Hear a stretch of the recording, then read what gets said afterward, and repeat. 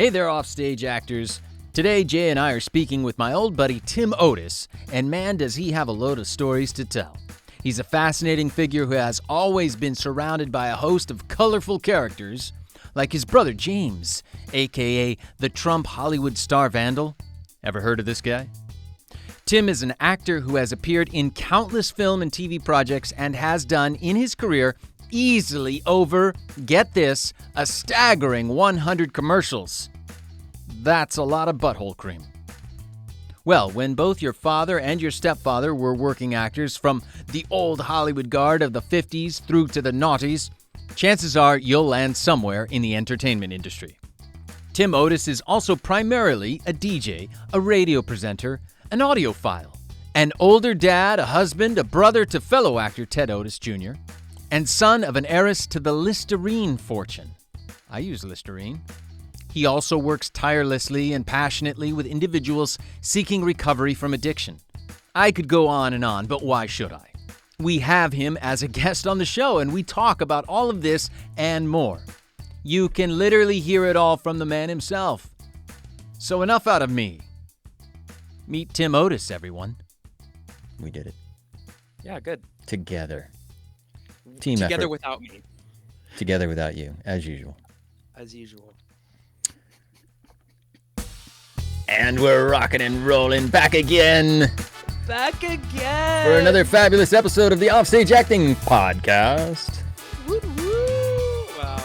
Welcome. Hello, everyone. Hello, everyone. Hello, friends, listeners, admirers, Jay, Yes, lovers, Jay. friends, Happy partners, New Year. actors.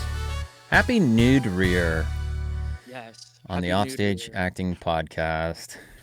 It is the middle of the January. We have not been back. We haven't seen anybody since New Year.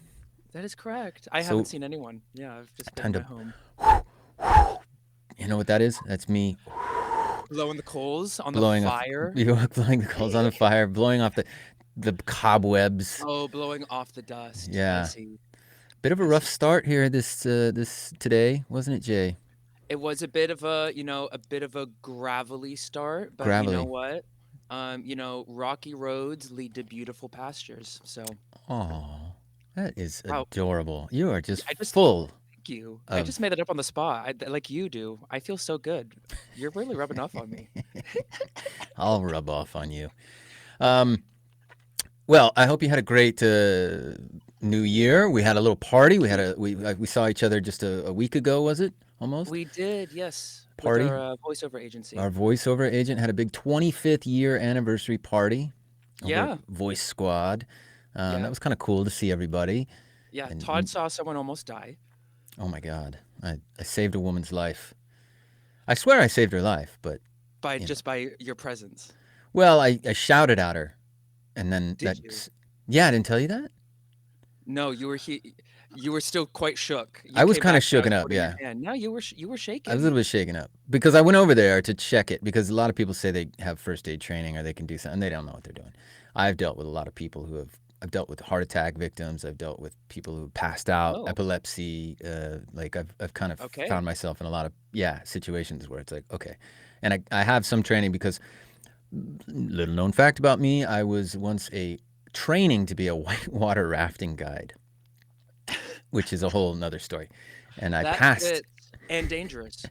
And dangerous and fun, and that was in America and California. But anyway, to do that, you have to take a whole range of course. yeah, Yeah. first aid, CPR training, and all that stuff. So that was quite a while back, but I still have that. I had that training. Anyway, I could see that I think she had fainted or something, and I got to there. There was a group around her, and they were gathered, and I could see that she had been picked up, and she was in shock.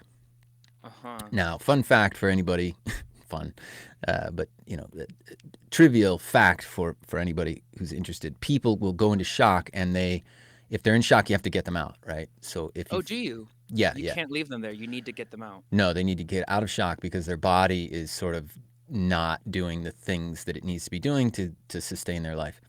Oh, okay. And they can get if they go into shock, it can be detrimental to their being able Because to they're like not, their body life. isn't acting. Yeah, It's not. exactly. Self-preservation stuff won't kick in. So I went up and I could see that she was just like this. And somebody said she's breathing, but she's not responsive, is what they said to me. And there was a guy kind of kneeled down, and he's like, they're stroking her, and they're kind of like, talking to her, but she was just like. So I did the thing that you do when someone's in shock, and I went, "Hi, what's your name?" Right, like really loud. Well, the thing to do is to be annoying. You want to annoy them.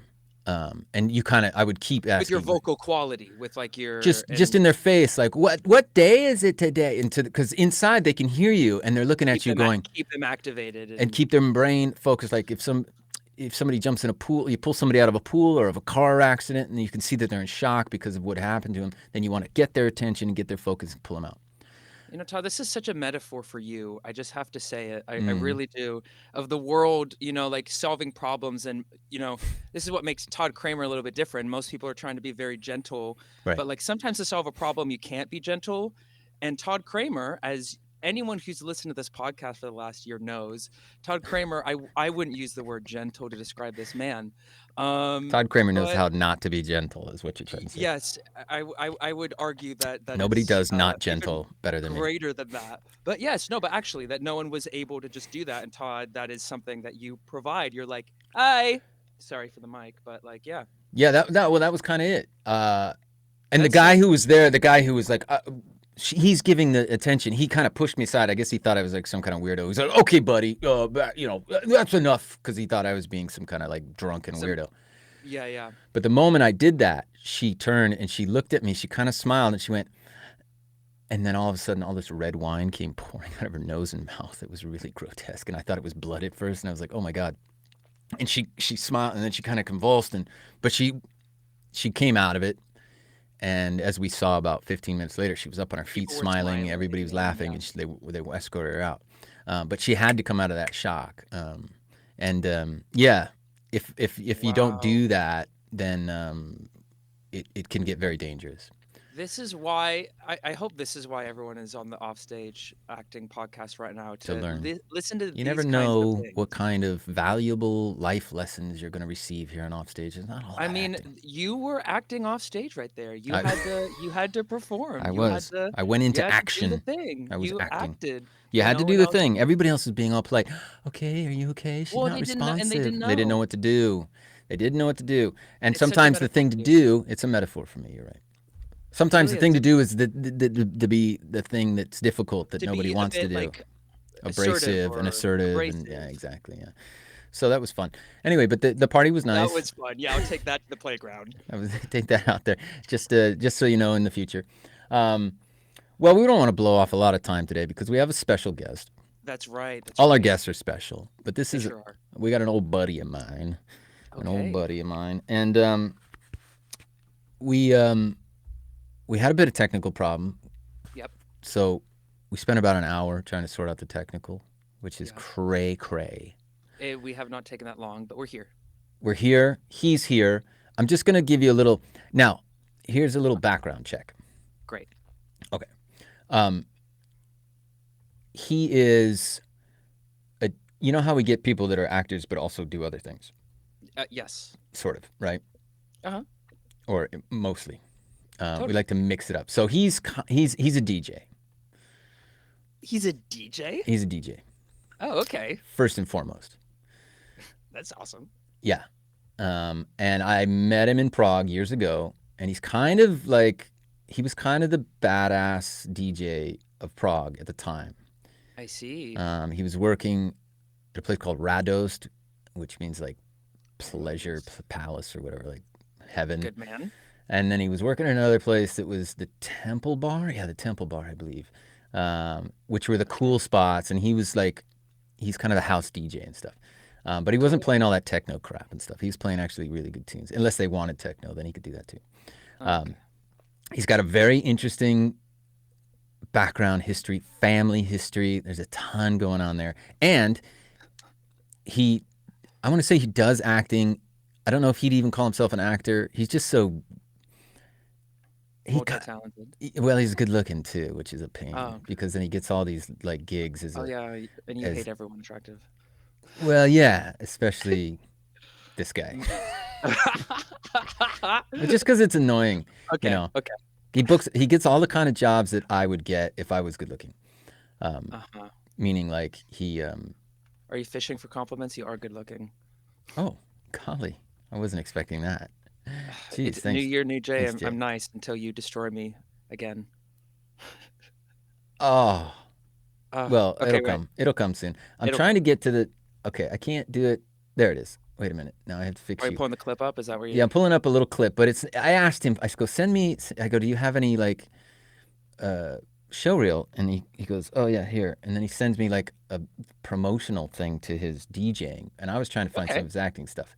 Now he probably won't like the fact that I said he doesn't consider himself an actor. I know he does, but I don't know how much training he has. We're gonna find out.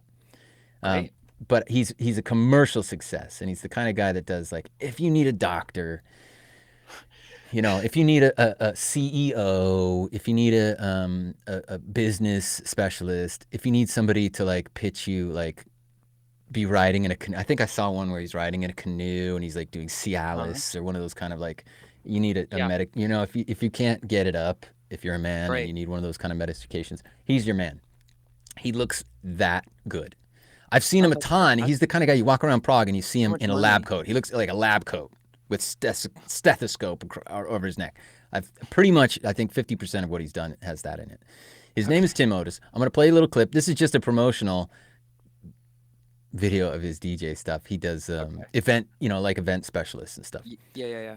I used to do wedding videos and things, and he would throw me some gigs. I'd throw him some gigs from time to time for Oh, really? weddings and stuff. And so if he was DJing, he'd be like, "Oh, they need a video guy." And then, frustratingly, I'll tell you this as well. He would get paid twice as much to DJ for like 3 hours as I would to like shoot the whole wedding and then go and edit the video and send it in and stuff. I'm like, "How much do they pay you?" They go, X amount. And I go, "Oh, I got paid like half of that for 3 times the amount of work, whatever." But reputation. Anyway, Yeah. enough blathering. Let's just Okay. let's get to this little clip. It's a couple Let's get to it. seconds, just so you get a little taste for, and then you'll hear his voice and stuff. Here we go. Okay. I'm just playing the end of it. Cool. Promotional video. For both corporate events and private clients, Corporate Electrola events. promises to provide first-rate Electrola. content and concepts. First-rate Create content. dynamic, inviting environments for all your Inviting conference and environments. social gathering needs. Very Social. friendly voice. Electrola. There you go. The event experience by Electrola. It's Okay. fascinating. It's good stuff, isn't it? Here we go. Tim Otis. Timothy. Greetings, gentlemen. How are you? Greetings. Greetings and salutations. Greetings. Thank you for great. Thank you for being so patient. First off, Tim spent an hour going over his whole system. No more Bluetooth. Well, welcome to the show, buddy. Yeah, you know. Did This is we got the bugs out. I appreciate your tech's help, and it's a pleasure to be with you both. That's boy Andy. And I do watch a show. You're a fan? We love to have fans on board. Yeah, Wow. I mean, I watched the James B, and I watched the Will T, and the Hot Toddy episode with the hat. That was great. I love that. So, Yeah, James and Will are old friends of Tim's as well, who we've also Right. had on the show. Did I get that right? That how do you consider yourself an actor, a non-actor actor? I know you kind of have this kind of philosophy about it. You talked about training. So Yeah. it's I don't have any formal training, and I sort of backed into commercial acting. Yeah. As a young, Because of your looks. 30-something. Yeah. Well, I mean, Wow. I think being here in Eastern Europe, you guys are, in the UK, but at the time in 1998, it was easy to book if you had Yeah. a Western accent and you had you weren't overweight and you had some skills. So it was more about just being right place, right time. Yeah. With luck. You got, I mean, and commercials, to be fair. Well, okay, so Tim is based in Prague. I don't know if I made it clear, but Oh, you're still in Prague. Cool. yeah, and he's Yeah. been there for 25 years, 30? 30 geez. 30 years, yeah. Yeah. It's a long time, yeah. And How do you say 30 in Czech? Chitset. 30. Yeah. Rock. So he, I would say this about commercials. Often you can be a model, right, and get commercials. It's basically just video modeling, in a sense. So you can do a lot of commercials where you don't even have dialogue, obviously. So Yeah. and there was tons of that kind of stuff going, and just Tim has a great look, as you can see if you're watching on YouTube. Very professional. Stop. Well, Stop, both of you. has nothing to do with his. Yeah, wear sunglasses, everyone. His wear actual. sunglasses to watch this video. You'll be blinded. It was a good time to be interested in that field, and guys like yourself and James and some other local actors really got the lion's share of the work. But advertisers are always going to be here. They're always going to be looking for young faces, heroes, clipboard guy, like you say, lab coat guy. Right. You do 100 ads in a career, and it feels like an accomplishment. It's not about. I don't. How think many so would you much say? about, Is that you say you did that many? Yeah, I think I've hit 100 at this point. Sure. Yeah. Oh my. Yeah. This is proficient, prolific. Okay. And in fact, we sort of met on an ad, didn't we? We did. We were shooting for Slovak Telecom in Bratislava. Slovak Orange, I think. Slovak Orange. Slovak Orange. And dude, your arrival on set was epic. It was so. You came a few hours after me, and you had the look and the swag, and you just had the walk down. And I said, boy. "Who the hell is this guy?" You'd been in town 10 minutes, and you booked this spot. And I was the CEO.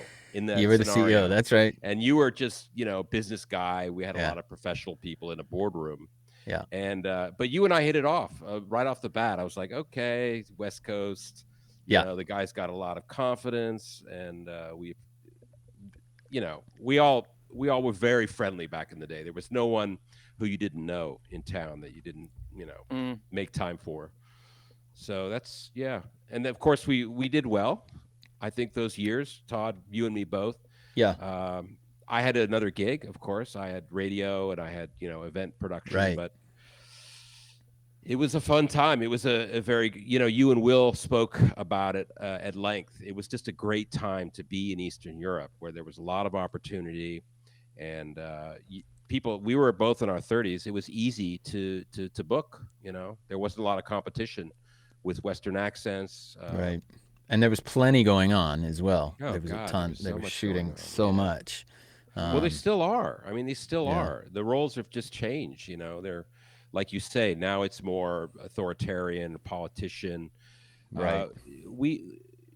As you know, I don't know, Todd, have you ever taught acting? Have you done any coaching? Yeah. Oh, yeah. Right. So for me, that's that's a whole nother universe, right? The preparation, the method, the Stanislavski, Meisner, all these great teachers, So I didn't have that background. I heard you guys off one before you introduced me. So I just sort of backed into it and stuck with it. And I'm on a set about every 6-8 weeks, background guy, compare. Sometimes I'm the hero. Usually I land featured extra. Which is fine. They're all important roles. Director has a vision. Like Will, I was on Death by Lightning, which shot in Budapest over the summer. Huge project, gigantic. Will come out in the next winter. Right. And everybody was on that. It was so exciting to be in a big production. Yeah, you have a line or two. You take your role seriously. You prepare a lot, and most importantly, you enjoy it. It's not you try and let your ego go, let your nerves go, and just have What was your first gig? Your first gig, acting gig? It was much like the one we were on. Yeah, it was Archer's Peach Vodka. We were outside of Terezin, and I was. Yeah, it was freezing. It's the middle of winter. We were all dressed as gala guests, in beautiful outfits. Right. And they had us in a just a little stone barn, freezing our butts off. It was really uncomfortable. Famous director, and of course the hero was this 19-year-old Slovak guy, and he was fantastic. He was incredibly handsome, and of course leading lady, and it's a vodka ad, so there's all this kind of early CGI. But I immediately thought, well, that's the job I want. I want his job, So it was a real moment for me when I, as a kind of starting actor, I realized, hey, what's keeping me from taking his role? That sounds fantastic. I want to do that. And then 20, 30 spots later, you work the domestic market, you work the international markets, you do the voice work because they don't have lots of options. They have British or whatever. They've got you guys, right? The expats. So, So what is your background though? Yeah, sorry. Your background. I grew up. Yeah, where'd California. Cali? Like yourself. Yeah. Yeah. Born You're in from Santa Monica. Santa Monica, yeah. Mm-hmm. But you were radio. Privilege. You're kind of radio guy, right? Not back then, no. No, not back then. I started that here in Europe. Radio 1, was it? You were Radio 1 Yeah, Radio DJ. 1, still Radio 1. It was still there? Yes, I was there Friday night. We were promoting stuff and putting the mixes out. Got a local listening bar gig, all analog, all vinyl, the whole kind of cool. hipster process kind of vein. Everybody's going back to the Wow, really? Yeah, to the vinyls old are school. coming back. In a big way. Not here. It's tiny. There's only one bar that does it, but I have a gig there, so I'm excited about it. Radio is exciting as well. It's much like this. We have guests on, discuss subjects. Of course, my show is music. It's not talk. So the broadcasting has always remained a huge passion for me. Breaking new artists, bringing songs that no one's ever heard to the radio waves. Thankfully, the station I'm on is very independent and very kind of forward thinking. There's no playlists. There's no nothing. They tell us nothing. Everyone at the office is left by the time my show begins. So I enjoy myself. I play what I would at home. Right. Yeah. Huh. Here's a picture of Slovak Orange. That's the set we met on. Yeah. Look at how young. Look how young. Look at how young. Hey man, you want to I see young? Let's see if I can. Freaking archivist, Hot Toddy. Look I at said it once. there my you go. God. That's great. Look at you, Todd. Wow. Nice suit. You actually really don't look that Okay. different, to be Got honest. your rocking the little Whatever that's beard called. trim. Yeah, some beard. It's the soul patch. There's the girl I was hitting on most of the time. It's a better picture. Wow, those are great, Todd. I can't believe you have those. Yeah, I keep some of that stuff. Yeah, the archivist. Except for that lighting. Look at those shadows. Well, That's why they paid you half the listen, price to be a this is like photographer. this must be 25 years ago. I was lucky. You didn't have cameras back then. I happened to have this one kind of goofy little digital camera that, Oh, you were doing selfies with a digital camera. I Wow. had this little You're flippy pretty- digital thing. It was very early. That's why the quality's so low even. Look at this young. That's a good See photo. what I'm talking about, handsome. Oh, those days are long gone. So, tell me about it.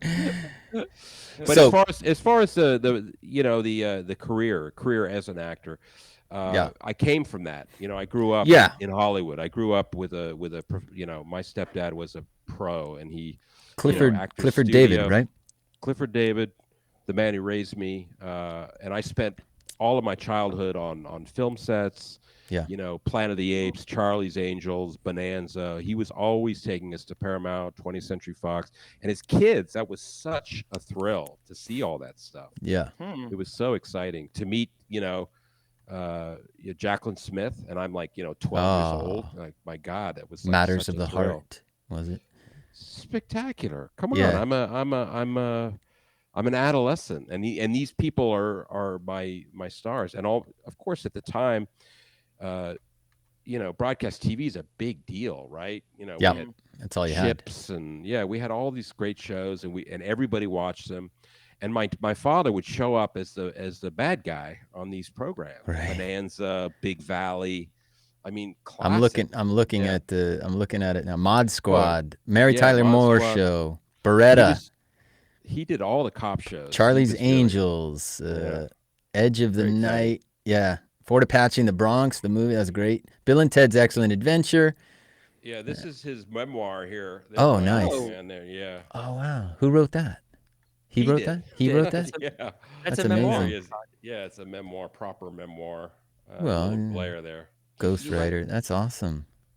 But I have one other curio that I can share with you because he was a member of the Academy, and of course, Right. he performed with Lucille Ball. He performed with so Laurence Olivier.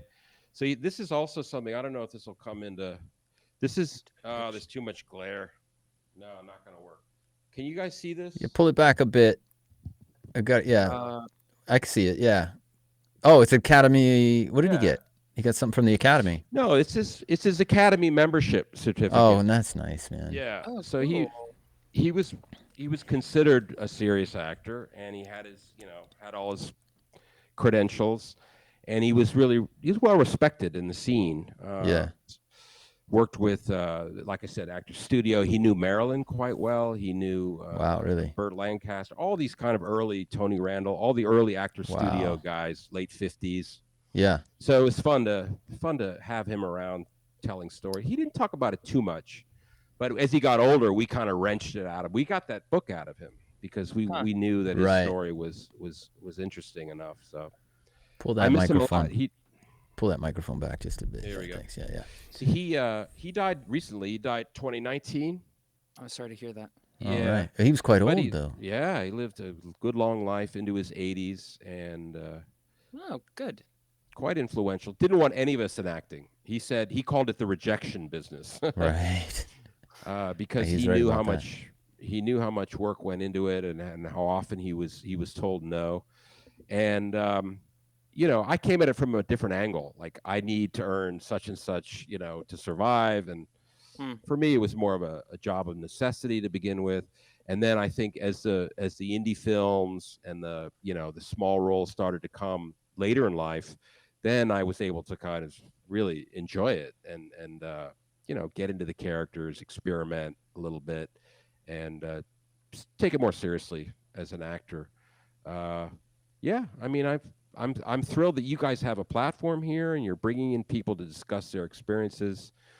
I think the preparation is hugely important. So often I feel underprepared, even for an advertisement, where I'm center frame. But then you just have fun. Then you just fake it, right? Then you just sort of go somewhere in your head, and it takes you to a place where your body reacts, and the director's like, yeah, that's the moment. That's it. Do that again, right? So it's fun for you to hear to hear you guys discuss this stuff on your podcast. I think it's great. I don't know that there are many, outfits that are doing that at this level where it's just about working actors, not so much fame or regular acting. Right. Yeah. That's kind of what's interesting. I mean, like a career like your stepfather's is what's very interesting to me because he's one of those kind of figures that there's thousands of them that you go, oh, I know that guy. Right. I've seen that. His face. You know his face. You've seen him in a ton of stuff, but you would never know his name. And you've got to get to A-list before really your name is. I mean, Bryan Cranston was one of those guys for years and years. You go, oh yeah, that's the dad from William Macy. Yeah, these guys came William in Macy, this late. They were in their 50s before they made it. Before they hit something. So I mean, until they got to the A-list. Right. But I think I think what you're saying is really valuable. We're treating acting like a journeyman's job, right? Right. Where maybe we have a theater gig or it's a commercial here or there. I know, Jay, you guys talk about him booking stuff here and there. I don't know how much you're working these days, Todd, but I imagine being there as an American with a Californian accent, you're going to find some bit roles, some walk-on roles, maybe some soaps. I've done a lot of, Czech serials where they need just somebody with a brash, loud accent to be the American. To be the loud American. So it's there's always opportunities, and of course, like my stepdad was saying, you hear no 50 times for every yes. And that's just part of it. You don't take it personally. You just weren't what the director was looking for. That's all. As long as you get 50 opportunities to hear a no, then you're okay. This is where. But we've had some setbacks in the industry with COVID, the actors strike, and now we've got the fires. These are all going to be things that kind of throw kind of a spanner into the works, if you will, in terms of how the industry reacts and functions. But there's always very niche kinds of stuff that I've found, and Jay's found himself in places where it's like, so you're doing the kind of pickup stuff, so ELT, like English language stuff. I'm doing a lot of ADR work, audiobooks, where you're picking up gigs that pay pretty well, and bread and butter acting work. bread and butter stuff in the interim. And then when you hit a commercial, you hit something bigger, then you get a little payday out of that. So, but for you, Tim, you've always had that. That's your side hustle, is the acting. True. It hasn't been my principal source of income. No, That's right. Yeah, but then again, it's it allows me to go to those 50 castings, right? Right. I have you have the flexible free work. time. Yeah. Exactly. And as you guys know, if you've got a full-time job and you put your energy and your soul into it, you can't go to those castings. You don't have time. Yeah. No. You just can't do it. You can't show up. Are they still doing physical castings in Prague? Or is it doing? I go twice a week. Yeah. Or is it all self-tape? the time? No, I know for you guys the self-tapes kind of continued after COVID. For us, Yeah. I go to Jam, I go to Serena, I go to Maya's. There's all these 3 or 4 agencies Still going. and Stop I casting. just read They for still going? yeah, still in business. Great Yeah. name for an agency, right? Stop. Stop casting. I used to tell them. They just finished Blade Runner, the casting for Blade Runner. Wow, They have okay. that wrapped. Yeah, like I say, Death by Lightning, Cannery Row. There's so much going on in Prague and also Budapest right now. So much. A lot going on in Budapest. I've heard that. Studios are on fire. And Yeah. the streamers are creating so much content. I don't know if you guys saw Day of the Jackal, all shot in Budapest. I just finished watching Maria, which is Angelina Jolie. That was all. Like it. I loved it. Yeah. My dad was a big opera fan. My wife is studying voice. But I was, I've seen the documentary. I've read her book, so I know a lot about her. Right. They took a lot of liberty with it. But what was cool about it was seeing Andrassy Street, central Budapest, Right. looking like Paris in the late 70s. So yeah, I mean they're shooting a lot. It's a huge studio. Death by Lightning was also done there in July.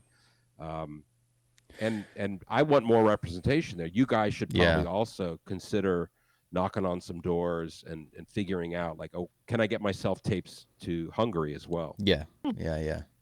Yeah, Hungary, Sofia, Bulgaria, Berlin. I mean, there's Bucharest, Romania, like Eastern European hubs, basically. There's 4. Huge. That are, huge, right? And have been going for a while. Let's dig into the Tim Otis journey to some degree. Southern California boy. Yeah, close your eyes. Let's breathe.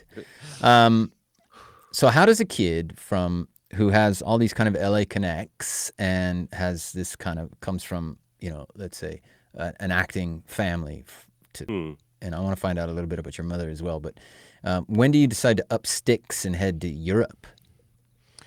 Well, like you've probably heard, it's either money or a woman, right, that moves you from one part of the planet to the other. In my case, I was divorced. My first wife, I left her. Was living in San Francisco at the time, and a buddy of mine worked at Nordstrom's. I don't know if that's still around. It's a big department store. Yeah, huge department store. Yeah. And he was quite famous for he was a pace setter at Special Business Cards. He sold incredible amounts of women's shoes, and they had told him, we have a design for an orthopedic shoe. We'd like you to go to Eastern Europe, find a factory, and build this shoe for us. Okay. And we're going to sell it here on Market Street in San Francisco. Right. So he was my best friend, best man at my wedding, dear, my soulmate in life, and he just my relationship had just finished, and he said, "Come to Prague with me. It's supposed to be this incredible scene." Right. And April 1st, April Fool's Day, 1995, we rolled in from Nuremberg, and the rest is history. It was a good move. I don't think I ever intended to stay, but 30 that's years. just how. Yeah, that's just now I have Czech wife, Czech kids. I have roots. I have more roots here than I ever did in LA, and the kids don't really identify as Americans. That's fine. That's okay. But a lot of gratitude, a lot of I'm not. I know that a lot of your viewers are interested in fame and hitting it big, but the reality is this career choice is such an adventure. Between the travel and the the kind of sense memory stuff that we do, and all the kind of like the methodology in our training. Maybe we're working on an accent with a vocal coach, or maybe we're having to put on a completely new hat that we haven't tried on. It's such an adventure, and it's such a pleasure to get to travel, and of course we're paid well. We're overpaid, frankly. We really are. Don't say that. No. Underpaid. Underpaid. I don't know. I mean, for example, a day on DBL, on Death by Lightning, which is Netflix, okay? Yeah. Is you don't charge them for a day. You book them. You charge them for a week. Yeah. Of days. So right out of the bat, just you get an air ticket, you get a nice hotel, you've got drivers and people handing meals, you sides. Yeah. Oh, per diem. Yeah. When you get it, it's good. When you get it, it's good. It's that simple. And as far as the final result goes, like they know that you're taking it seriously. You hit it at the casting. You landed right then. So I think a lot of it is preparation. You get sides and you think, oh God, I got to learn all this, and this is so annoying, and I'm never going to get, selected. And the truth is you will. It's a numbers game to some degree, and your face is unique. Jay's face, Todd's face, my face. We never know what the director is looking for. We don't know what's in his mind when he's dreamt up this character. So if you happen to convince him that you can inhabit that those few lines on the page successfully, you're going to book. And then of course, like you could see on my dad's resume, one thing leads to another. It's just a sort of a snowball effect. We have a local actor, Todd, him. His name is Brian Casp. He's also a coach. He teaches. And he keeps popping up in every show I'm watching. And I'm not talking about bit parts. I'm talking about roles, sci-fis, period pieces, Hollywood blockbuster. Like he I don't know how he does it. And of course, I'm trying to understand his methodology. And, he's a very good actor, Brian. He's a very good actor to begin with. But this comes down to salesmanship. Who is your agent? How well placed are they? How well connected are they? A lot of it is I don't want to say nepotistic, but it's kind of it's a small network of people that are considered when it comes to these and Brian's roles. very ambitious as well. Incredibly so. Yeah. Incredibly. I saw him on the Day of the Jackal. Like he just popped up for, I don't know, a couple episodes, and I'm thinking that's like 3 weeks he's there in wherever they shot at New York. So I mean, it pays off. It really does when you're good. And I think once you start booking initially, Jay, you're in your 20s. Once you start 30s getting, once you start getting a few of those initial gigs, and you kind of you shed the the whatever it is that you need to get through to inhabit a character, you're gonna succeed. I mean, at this level anyway. Commercials, I love your vibes. Operas. Yeah, we got to get more guys like him. Oh, he's Mr. Positive. Yeah, his name optimism. I agree. What he calls his. I totally. Yeah. I'm like on that wavelength, and I'm with you. I love it. What kind of roles are? Let's talk a little bit about typecasting, Jay. What kind of roles do you get? Well, sorry, I keep hitting the wall behind me because I moved my studio. Mostly I do voiceover stuff. I do a lot of ELT, which is like English language training. I get a lot of, for voiceover, I get a lot of younger roles. So I did a few audio dramas last year of like young hacker types, witty, sassy, nice. Kind of doesn't give a, sassy and but youthful and not afraid to be a little bit eccentric, I guess. On camera, I've not done as much on camera work. I've done vertical traumas. You might have heard about these. And for my vertical dramas, I've either gotten the gay best friend or the creepy rapey club owner. That yeah.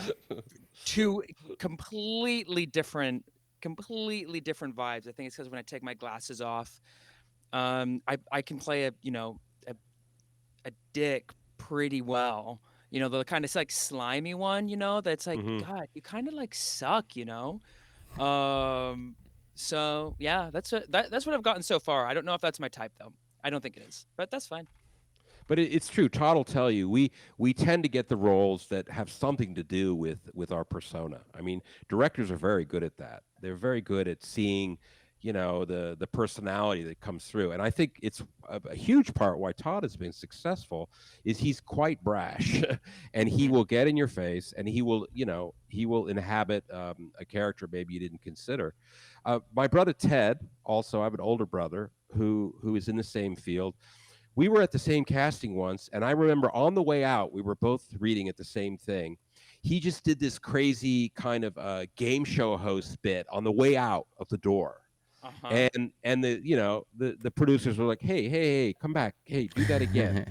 And we both ended up on the same commercial for I don't know, Double Down Casino or something, some stupid spot. But it was because he just sort of took a risk, and he did something so kind of kitschy and cliche and they all just immediately like broke into laughter because Yeah, he totally. hit a nerve. Uh, in Todd's case, Todd is kind of I would say his typecast is a little more kind of schemy, kind of sort of like backroom guy, like knowledgeable, but could handle a weapon, perhaps questionable upbringing kind of thing. And of course, if you know his story, well, hey. So directors are onto this. They know that we can. There's some craft that we bring to it, the methodology, the method, all that, the Meisner stuff. But there's also how do we come across the person itself, right? If you people like the Tom Cruises and the Matthew McConaughey's, so much of their persona is usually part of that character. So that's why we love them. Is we forgive the fact that like maybe the characters change, but we actually connect to them as humans, as individuals. So maybe that's, and I think you guys both have that. You have that clearly on the podcast with your guests, and it's who doesn't want to be involved with somebody who's positive, is going to bring that across. Yeah Totally. Yeah. Let me ask you about was it your other brother? I'm gonna sidetrack now. How's Sure. Ted, by the way? Because you said that Ted could be better. He's not great, but he's back in LA. Yeah. He's doing the same thing as we do here, castings, and got some health issues. Jamie, you mentioned, is the Trump star vandal. So brother James actually right before Trump was elected in 2016, he walked down Hollywood Boulevard with a sledgehammer. That's him. And he destroyed the Trump star on Hollywood Boulevard with a Oh. huge pickaxe. And he collected the pieces that he'd broken up, and he tried to auction them off for, I don't know, Women's Rescue Center or something. He's the original Trump star vandal, and oh my God, my friend was just telling me about this. He was like, "Did you see this?" That's That's Jamie Otis. Is that the same guy? Oh my God, I have to tell my buddy Fraser if you're listening. Yeah, this is the brother of. Okay, but is that the same guy that was trying to hawk the Gandhi's glasses? Same guy. Right. So tell that story, please, because that was nuts. 10 years earlier, 2010. My brother James, also an art collector. Story. Yeah, I mean it's very brief. He comes across all kinds of curious artifacts. His collection is based on something called the Peaceful Warriors Collection. So he collects artifacts around Martin Luther King Jr. and Rosa Parks and Cesar Chavez, Mahatma Gandhi. So he had, from the granddaughter of the Gandhis, had bought this some spectacles and a couple of shoes and sandals. And he managed to get them, the provenance. He got all the paperwork sorted, and he went to New York to auction them off. I think it was Christie's or Butterfield's, one of these big auction houses. Mm-hmm. And of course, the Indian government got wind that this was happening. Like, how dare you, you capitalist, No. And a prominent politician at the time who was running for government in India decided to come to New York and, as a symbolic gesture, pay whatever it costs to buy these things. They ended up selling for nearly $2 million. Wow. I'm sorry, 1.7. what? The sandals, the spectacles, and the eating plate of Mahatma Gandhi sold at auction for 1.7 million US dollars. Wow. And my brother was the owner. Right. What are the taxes on that? Well, this Jay. is the beautiful part of You're this missing the story. point, Jay. My brother is a philanthropist. He's a political activist. He's not a capitalist bone in his body. He's good at it, frankly.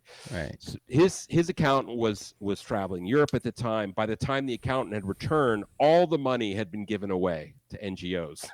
Wow. So it was his. But didn't he didn't he go to India and get chased by the locals or something like that? And there was a bunch of bad press around it. Yeah, it's all still online. Yeah. He went before the auction. He went to Calcutta. He went to. I think actually he even went to Lhasa. He went to meet with the Gandhis. Well, he went to meet with the Dalai Lama, actually. Oh, okay, all right. Yeah, because he's very he's a Buddhist. Right. He's got good, decent spiritual principles.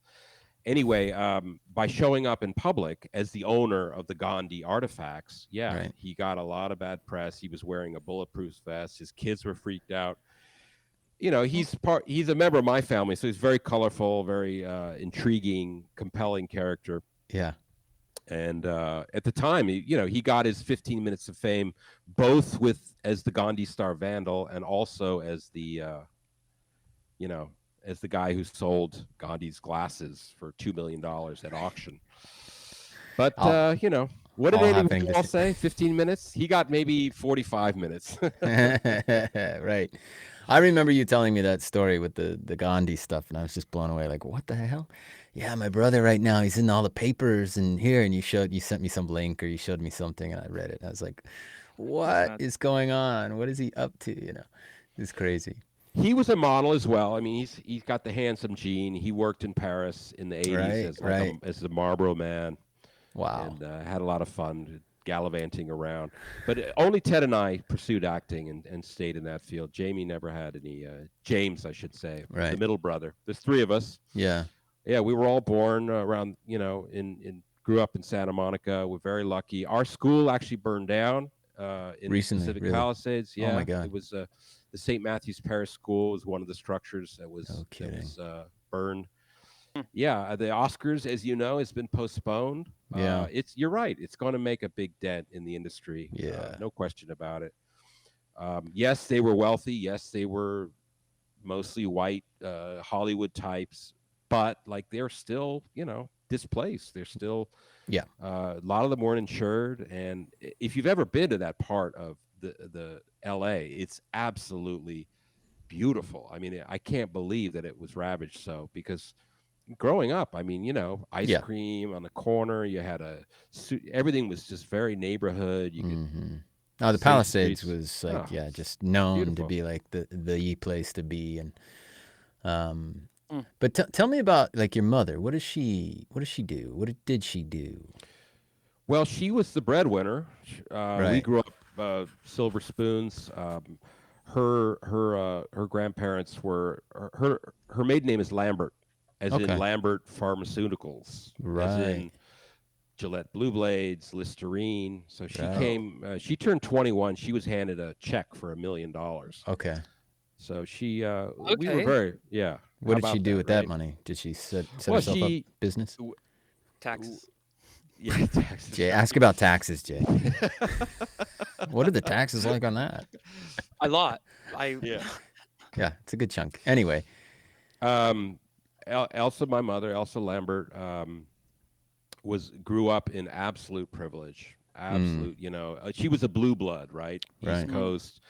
My great grandmother was Gracie Lambert, who lived in Princeton, New Jersey. Right. So we would go and watch the dog kennels, and I mean just miles and miles of it was like surreal to visit my great grandmother. So she was very fortunate. She invested that money. She always had a huge real estate portfolio.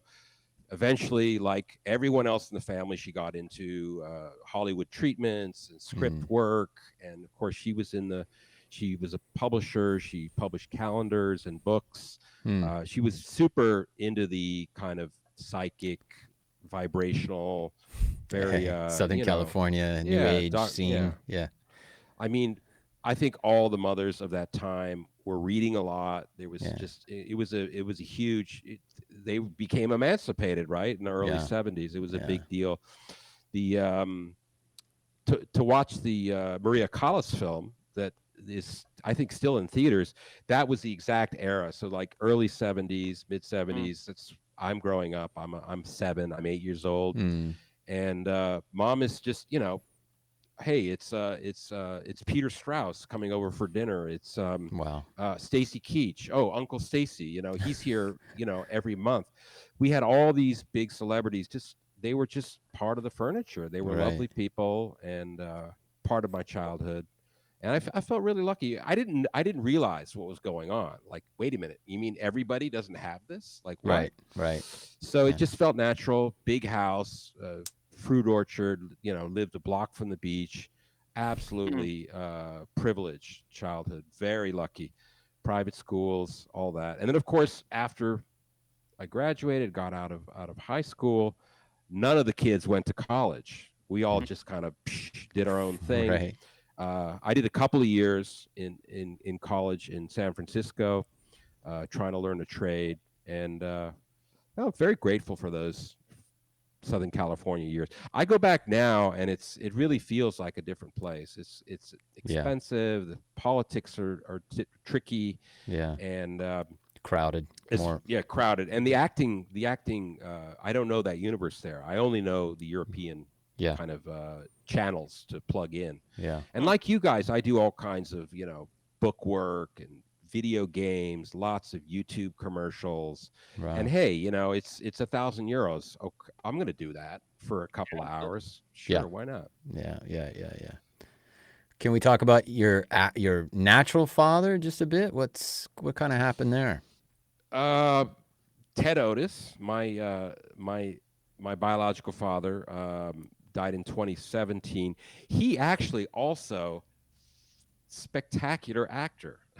Came up in the same, but unlike Clifford, who actually went into coaching and taught at the Strasberg Institute, worked with the Actors Studio, Ted Otis Sr., he did Twilight Zone. He did, I don't know if you can pull that up, Todd, but his IMDb is probably a little shorter, but he was in the thick of things in New York City as well, that whole era. And he was a party boy, he fell in with the whole kind of that party set. There.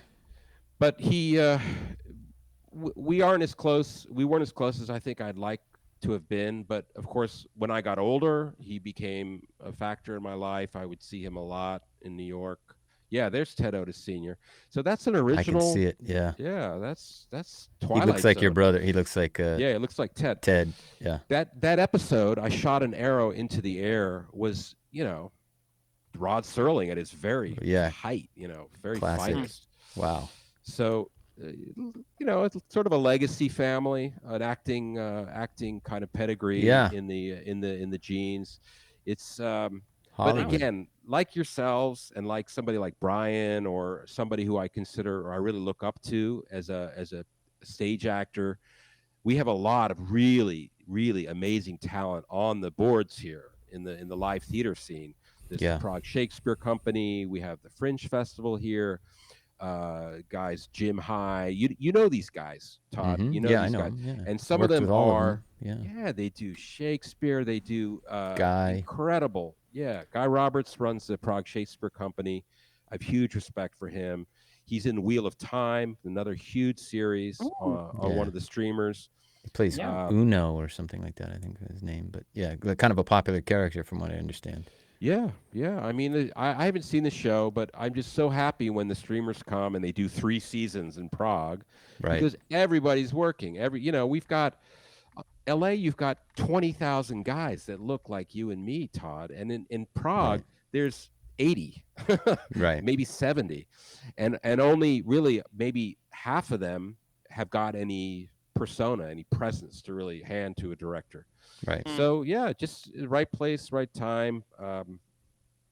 I wish, I hope to keep acting until I'm old and gray. It's so exciting to be on a film set, to Yeah. have, and then of course when you, I know that you guys talk a lot about moments when you're on set. I know, Todd, I've heard some of these discussions, and it's so exhilarating to when you get that, that affirmation from a director, when you get that, wow, like, you've really surprised me there, like, we weren't expecting that. Right. And that's you have to take chances. You have to kind of leave your comfort zone often.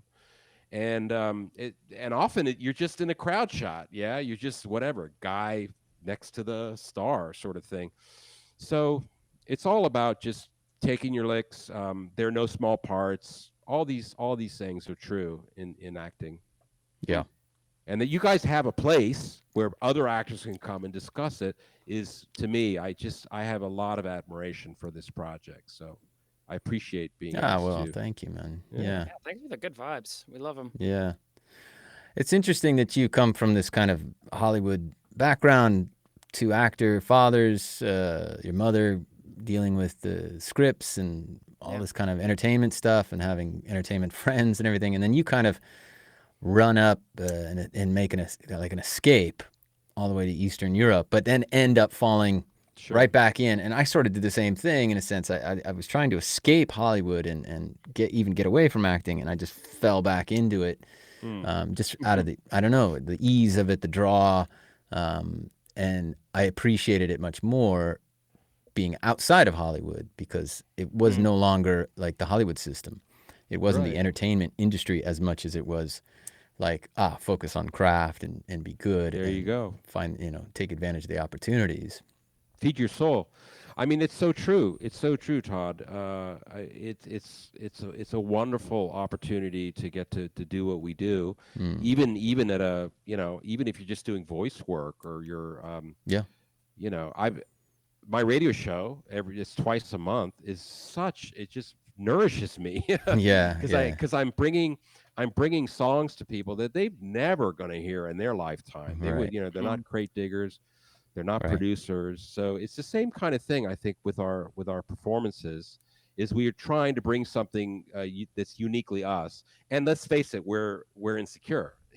We need, we're all prima donnas, and we need that validation. We need to be seen by a director, by an now audience. You're speaking Jay's language right there. Yeah, no, it's true. I mentioned in my notes that I think, at the end, it's about being human, right? It's about bringing something to the viewer that they just wouldn't experience in another actor. And I think that's all the great A-listers. That's why they're, they have to do all these different roles. They have to show all this range. But at the end of the day, it's the actor that we love. It's not the character; it's the actor. Yeah. There's something about that. Yeah, that whatever comes through, that the personality will still kind of force its way through to an extent. Right. Right. I kind of want to talk to you about a couple other things too. I want to run the whole gamut with you, because the DJ stuff was really like how I knew you from the offset, right? How did you get into becoming an audio guy and specifically like a DJ? Just as a kid, like most kids do, they tinker. They take speakers apart, they take radios apart. Before I knew it, every room in my house had speakers everywhere, and I was buying vinyl 45s, bringing them home from on the way back from school. AM radio at the time, in the Right. 70s was a really, I'm a pop guy, so I do appreciate. That's why they call me for weddings, because Yeah. who doesn't know what's popular, right? It's it's not exactly reinventing the wheel, right? It's just But you'll playing what play the that audience stuff. wants. Yeah, playing with the audience. That was what set you apart from other DJs that I saw, especially in Eastern Europe. Most guys were playing what they wanted to play, and nobody was dancing. You're playing what everybody wants to Yeah. hear, and everybody's up and loving it, even if it's not great music per se. Well, you know what I mean. Like if they want to hear YMCA because it's going to get them up on the floor, then you just play it. Why fight it? Well, yeah, I mean, I probably am still going to hell for playing, horrible Yeah. wedding sets. Yeah, but there's a that said, special that place said, in hell for you. yeah, there's something special place in hell. DJ hell. DJ I hell. think. Yeah. Oh, Britney, ABBA. Yeah, you go over here. Yeah, I know you. We know you. Yeah, but I think again, it's a lot like the acting. You have to check your ego. What does the audience want, right? What is this director asking me to convey to? Okay, so I'm a concerned parent, and my son is playing the music too loud. All right, how do I find that character? Right, Mhm. that's easy. I have kids. Right. So, I know. so how to it's the access same that. thing. It's the same thing with music, right? I mean, there needs to be maybe something familiar about a lick or a groove or a bass line, but and after that, all bets are off. It gets to be I'm painting a Michelangelo over here. I'm doing some wonderful mural that no one's ever seen before, right? So you have to bring who Did you you just are. compare yourself to Michelangelo? Yes. Sure did. I just wanted to make sure. Sure did. You're the audio I'm the audio Michelangelo. Da Vinci. That's me. The audio Da Vinci. Sure. Or DJ stands for yeah. Da Vinci. I sent you all of the music links. Radio is always going to be my passion. Funk Yeah. and soul Yeah. for me, coming from LA. Yeah. I don't do a mix without some thread of my childhood in it, and that's not easy. That's a tall order. Just in there. Well, I used to go just check you out we were talking a couple of days back, setting up this interview. I sort of reminded you, like, there were times when you would just flip out a message and be like, "Hey, I'm going to be spinning up here at this rooftop bar somewhere," and it's a place I would have never go to normally. But come on by. I can get you a drink, and it was great. I would just go in. Catch up. We can catch up. We catch up. Exactly. I'd stand there by the DJ table with you. I'd have my free drink on you because you weren't drinking, but they gave you free drinks, so you could just walk over to the bar and go, "I'll have a whatever," and then we'd catch up for an hour, and then I go, "All right, I'm going to move on and head over to a better party, with worse music, but a better party, more friends and worse music, more single women, yeah." But and I even had you DJ, I think, at least my birthday party, at least once or twice. And I was managing a bar in Prague. Do you remember that? Bar 1? Yeah, I was managing that bar for about, 6 months or something before it went belly up. Not of Slavske, right? Yeah, exactly. Yeah. It was the guy that ran the Alchemist Hotel. Was it Alchemist? Anyway, he had that bar. And so, I had you come down to DJ that party and others. But the thing I noticed about you at the time, of course, as well, was glass of soda water in hand with lime, with or without lime, perhaps. And I had known you a bit before by reputation, mostly, before we had kind of met and become friends. And I have to admit, it wasn't all good. But by the time I met you, thanks, Todd. Well, and I'm moving into, because I know you're a recovery guy, and here's the thing that really, like, I started to kind of notice after we did become friends, would you be like, "I'm hanging out down here. I'm going to be hanging with my buddy down here," and I would go down, for example, the Bluetooth restaurant. Is that still around? Modri Zub, yes, it is. Yeah, Modri Zub, yeah. And then I'd go, why is Tim friends with this guy? Like, I didn't get it for a while. Because I didn't realize to what extent you were sober and also sponsoring, and that these were friends that you had that worked as sponsors. Because some of them really seem like troubled souls to some extent, like not the kind of guys I would normally hang out with. Nice, beautiful people, but I thought this is an odd pairing in terms of friendship. Then it became more evident and apparent over time that you were actually very dedicated to this and that you had gone through a long process yourself. And I know you're very committed to it. So I want to talk about it. And maybe I'll start with asking you, like, when did you kind of start down the slippery slope? Was this in California or when you got to Prague, or like when did you get in trouble with drinking? Let's put it that way. Well, I don't think alcoholics or drug addicts get to choose. I don't think really, as you know, most people drink or use drugs or compulsive behavior to be broad about it because they're dealing with some unresolved trauma, right? Something happened in their developmental years where they weren't being loved, they weren't being seen, they weren't appreciated enough, or it was flat out abuse. It was sex abuse or physical abuse, violence, mental abuse, parents, psychological. there's a lot of that. Yeah. So of course I was silver spoon, right? I had all this privilege. So I think right out of high school, for whatever reason, I just got into pot. I just started smoking a lot of pot, and it was what everybody was doing. It was incredibly powerful and expensive. All the kind of high end stuff that was going Humboldt on there with County. the growers. Yeah, we were in California, right? Yeah, easy to get. So and then like blink, 12 years passed. Like, what happened? Right. I really that's a huge. I spent years in Amsterdam. I was just all these other stories where I just basically nearly died every Saturday night. It was just crazy. So it was mostly pot, and then of course when ecstasy became legal I was in Austin, Texas for a few years. Working at a Hyatt Regency there as a banquet waiter, and you could buy a hit of ecstasy right over the counter with a credit card. $20. Really? Yeah, you could buy right over the counter with a credit card. They just swipe your card. Here's 4 hits. Have a good time, because they hadn't realized what it was. Right. Of course, that summer, I think it was the summer of '85, it became Schedule 1. It went right up there with heroin, and acid, all those other dangerous drugs.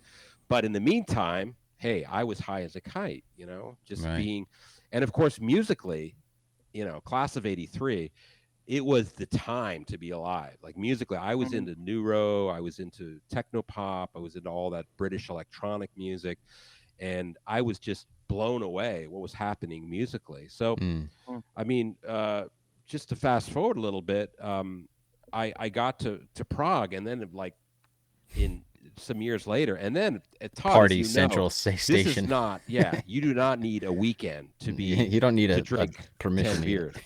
No. Every night.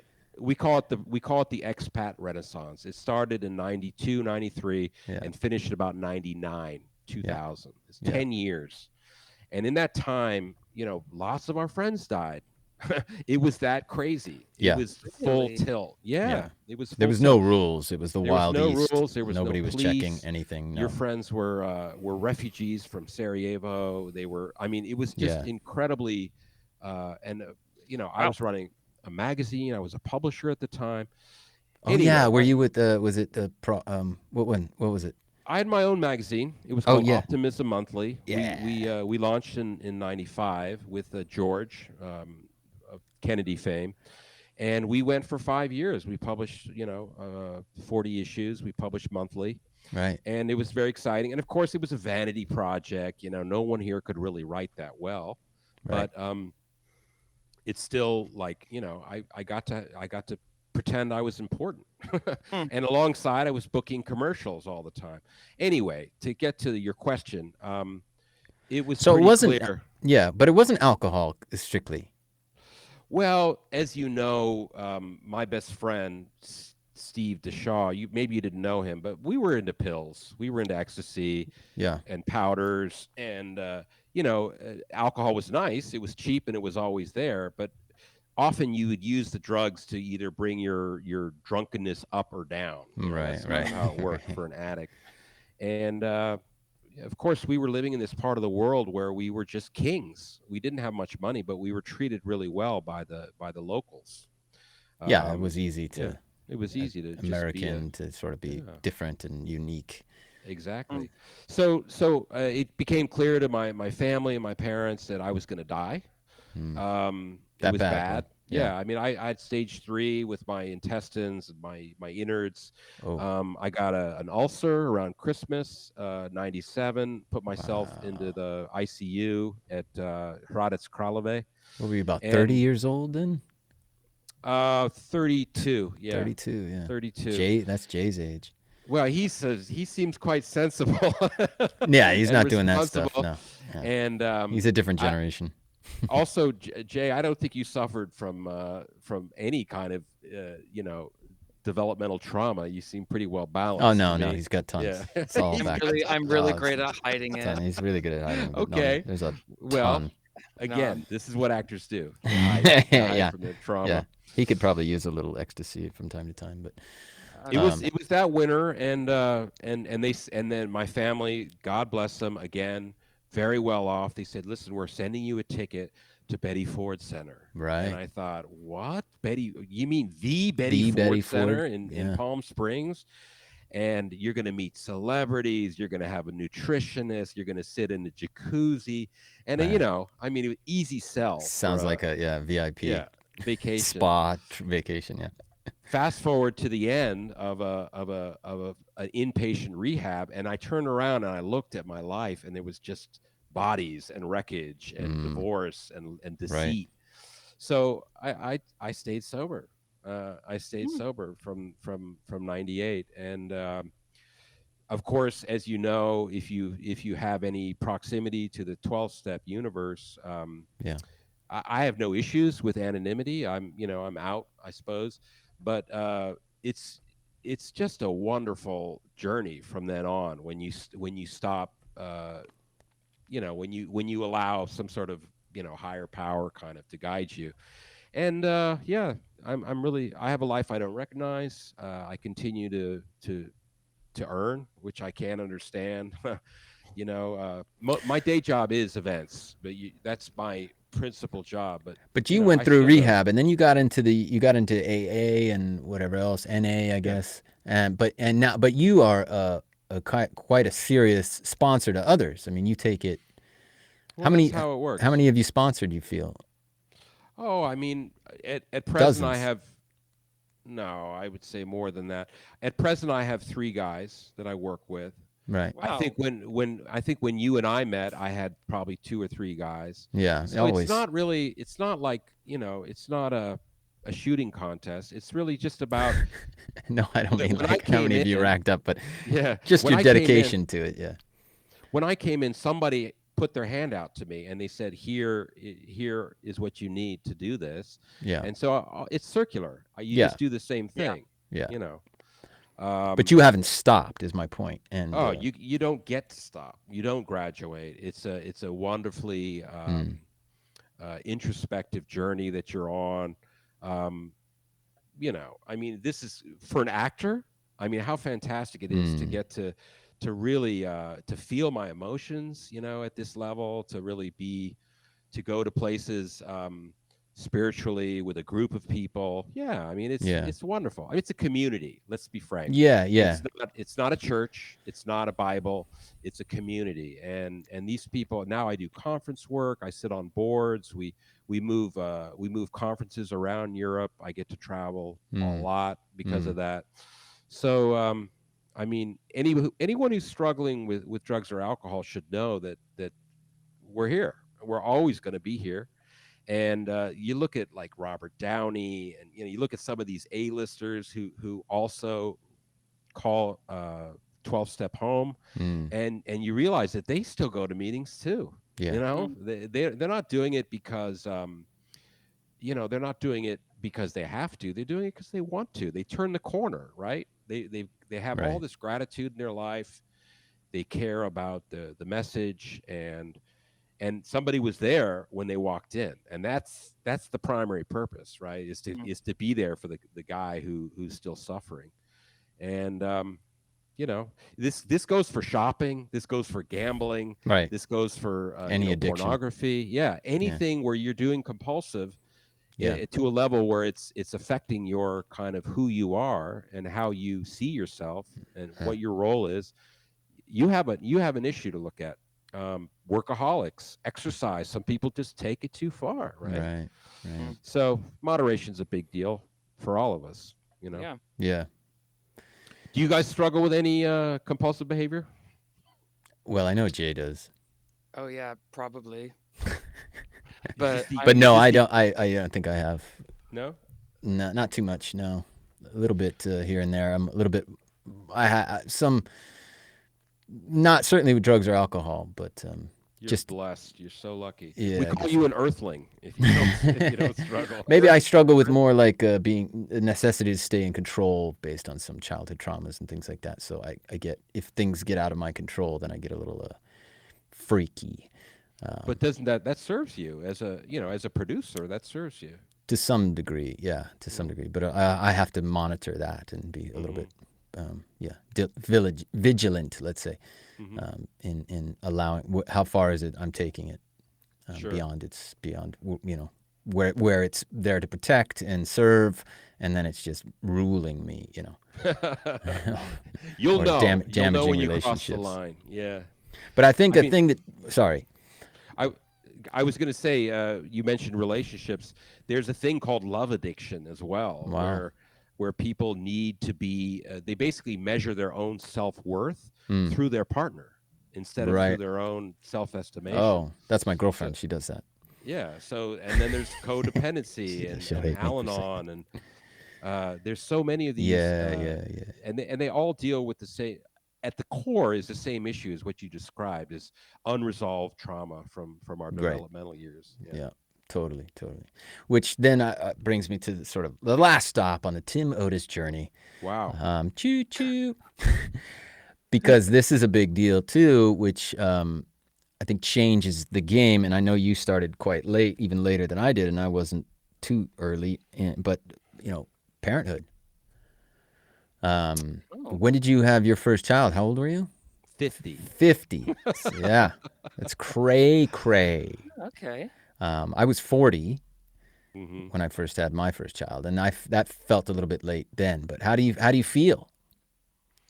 Well, as you know, as an old dad, Jay can't relate to this as he's not a father yet. But I think also, as I hate to say this, but as somebody who performs, who acts, this has opened up a chord or a channel of love and a connection that just didn't exist before the kids, right? So as far as I'd ever remembered you were not on a track to become a father. Until I met the girl who was like, no. That's not the story at all. I mean, sorry, Susan. Yeah. So the reason this is my third wife, and the previous two were asking about children, and I said, well, listen, I guess we're done. Thank you. Yep. Thanks for playing. We have some nice parting gifts. Leave your keys on the door there. We're on the way out. Yeah. We essentially wonderful new relationship. Yeah, a younger wife, my third, and she got pregnant. Big surprise, right? To you? Just, I mean, not to her, probably. I would always joke to her that that how can it not happen? I guess be careful what you wish for, I suppose, is the adage here. Yeah. So she declared, having a child, and of course I reacted like any horrible person would. Divorce, talk to my lawyer, you can see me at the courtroom, and I don't want to be around. I remember you were very adamant. Yeah, it was, and I talked to my stepdad, I talked to my real dad too. I got all this input. And what had happened, and of course I'm sober now 20 years, right? Yeah. So I should have what it was, guys, was it was a lie. It was something that I told myself that it was a fear. It was this boogeyman that I built in my reality that said, you can't be a dad. It's impossible. You don't have the tools. You're too selfish. And of course, 2-3 days later, it's a lovely story. But I had my lawyer, a female, a Czech girl, on the phone. She'd had all the documents prepared. Okay, we have this done, and okay, and we're going to sign this, and this is how you're going to pay alimony. And then she said, Tim, I've known you a long time, right? You DJ'd my wedding, right? And it's all this is true. And she's a female, right? She's a woman, Yeah, Czech girl, and she says, I know you, and you're going to be an amazing father. And I just lost it. What? I just lost She it. did not just say that. Wow. She did. Chills. She said that. All the feels. Not as a lawyer. Yeah. And then I just person. As a friend. I Yeah. cried. Started Yeah, crying. as a friend. Absolutely. Yeah. And I just started bawling for like hours and hours, and the dam broke.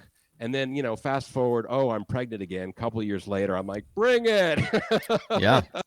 But it's amazing that the trauma and the stuff, the lies that we tell ourselves really become hardened truths. They become part of our worldview. And it's very dangerous if you believe your own lies. I mean, look at the political situation in the U.S.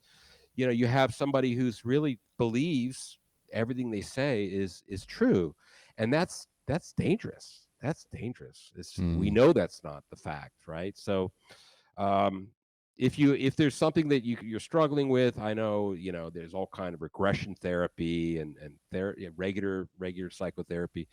You can get to this stuff pretty quick if you're working with a professional. And we have to unlearn the lies that we tell ourselves, because we're actually in our own way, right? As humans, by believing this stuff. And in my case, I just needed a strong woman to just kick me in the butt and say, hey. Who's the attorney? What's her name? Give her some props. Maybe I know her. Monica. She was married to James Cesar for years. Oh. No, she's remarried now. Remarried now. Well, Very I know successful. James. Yeah. Yeah. Oh, interesting. It's I mean, these life lessons are, I can't tell you how critical they are. And they only happen for an addict or an alcoholic in sobriety. They wouldn't happen if I was still partying. I was sure. Because you were selfish in those years, and I still am selfish. Let's be fair. Yeah. But you weren't acting on it. I think the addict understands, right? And you correct me if I'm wrong, you're the expert, but the addict doesn't yet understand that that's the behavior pattern, but they indulge it. Whereas the sober understands that is still the behavior pattern, but I'm not going to indulge it. I suppose, that's the layman's version. You can't help. Very lay. Yeah. No, I would say, to put it more concretely, we become responsible for ourselves. That's all.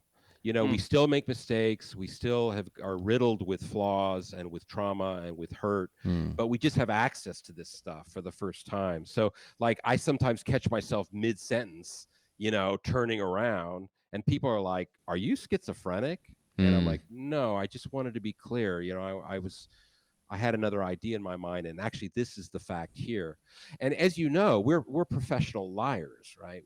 We're paid to become to inhabit other characters. So when a director is asking you point blank, what's your training? Who did you study with?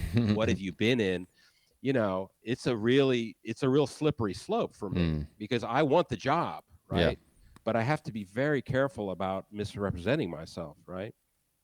Right. So you kind of flip the coin. And let's be frank, what are we selling? We're selling vodka. We're selling, real estate shares. Fast we're food. Selling, or exactly. Drugs, food, pharmaceutical whatever, drugs. Pharmaceuticals. And those are horrible industries. But to be fair, they make the world go around. There's jobs. There's guys like us that have to sell this stuff. Yeah. So, it's a vicious circle, unfortunately. But I'm just glad to be part of the industry, frankly, that my ancestors really respected, cared a lot about. So Well, you've done a fabulous job, Tim. You're always on top as far as I've ever known you, and you maintain a position on the top, mostly because of your positive attitude, your professionalism, your outlook. Don't you agree, Jay? I mean, I don't know what your definition of top is, but you're definitely tops to me, man. Oh, you guys. Yeah. You're the sweetest. You're the sweetest. No, I do, again, growing up in LA, hippy dippy, Crystals, Santa Barbara, Right. you know, that was a big deal, obviously, as a kid for me. Peace, love, Bobby Sherman. You know, Right. we thought we were going to solve all the world's problems, and we just allowed the corporate class to take over. Yeah. But, you know, we get to live a comfortable middle class life. We get to do what we love. You know, guys like Alan Watts and, you know, Ram Dass, all these kind of early spiritual thinkers, they Mhm. said, do what you love. Do what Yeah. you love. At some point, you'll become a master and you'll be paid for it. Right. That's kind of what they said. So Well, I'm you've just done lucky it. to be I'm lucky to be in a field that means a lot to me. And I miraculously, people keep calling. So I'll It- stick with it. Well A man by done. reputation. I remember getting phone calls from Tim saying, "Hey, I've got a wedding or I got a gig. Can you come over and help me with my speakers?" And I'd be like, "Oh, man." You And were my roadie. You were my roadie, Todd. you Hot do me. Toddy was actually a roadie. I was a Tim Roadie. Otis roadie, Yeah. and when he said help me, I want to paint the picture before we let you go. It was I still 'cause you- have the speakers. you still have the speakers. You Mackie had so many. 1530s. Yeah. They're big, massive speakers. 48 kilos each. They're as big as chicken coops.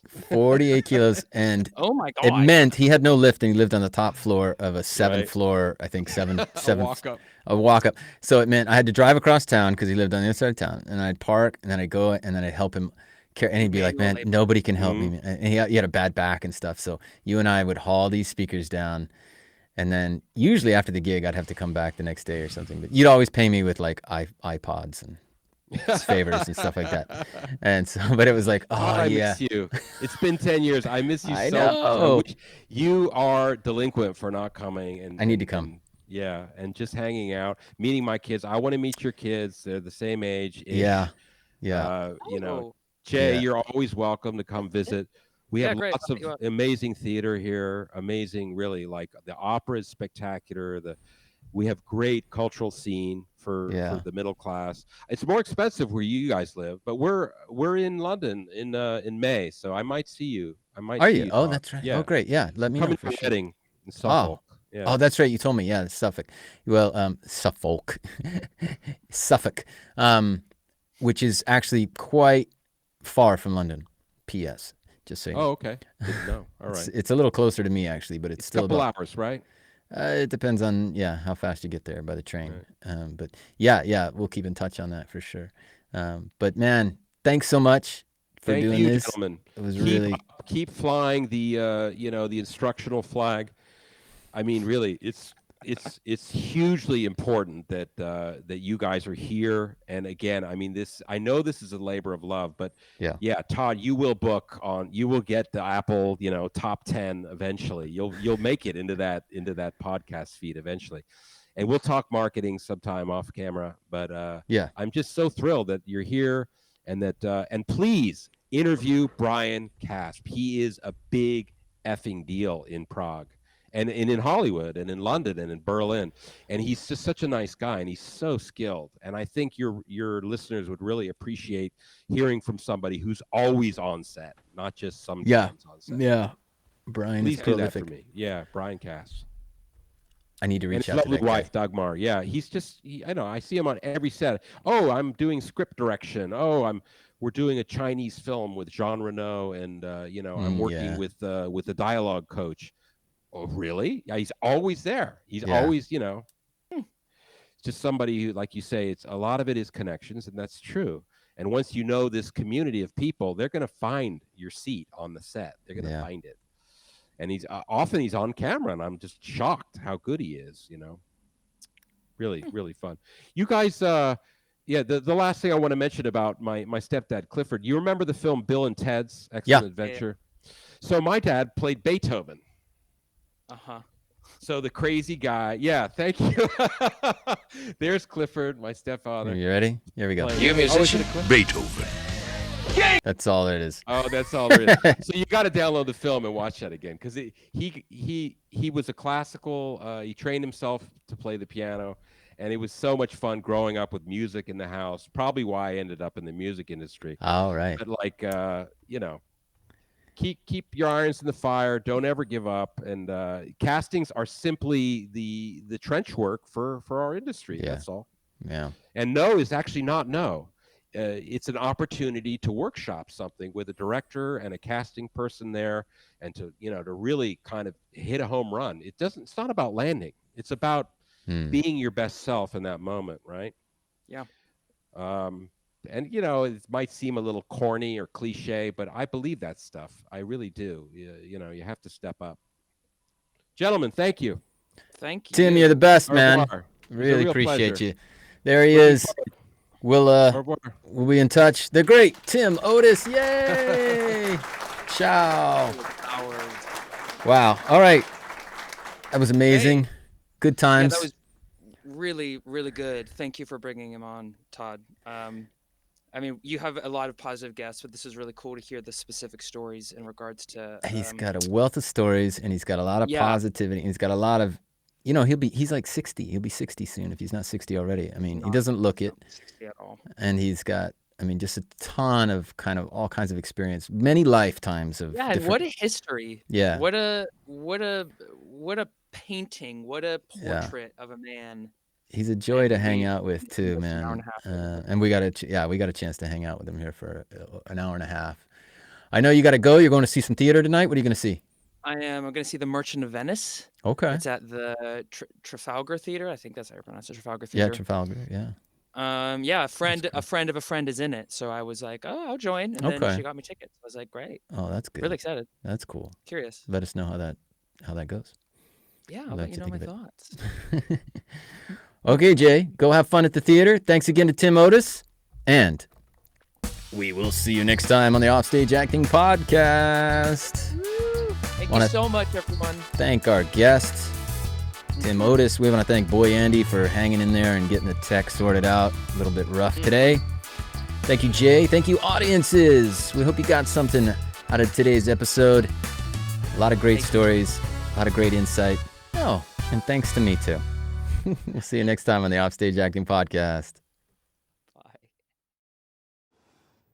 A man arrested on suspicion of smashing Donald Trump's star on the Hollywood Walk of Fame has been let out on $20,000 bail. James Otis was taken into custody Thursday and is now facing a possible charge of felony vandalism. He acknowledged using a pickaxe to smash the star on Wednesday that caused $2,500 in damage. Otis said he did it because he was sick of Trump's, quote, aggressive language and sexual violence towards women. He said he originally wanted to remove the star and auction it off for the 11 women that accused Trump of groping them. Otis said he will gladly pay for the repairs to the star.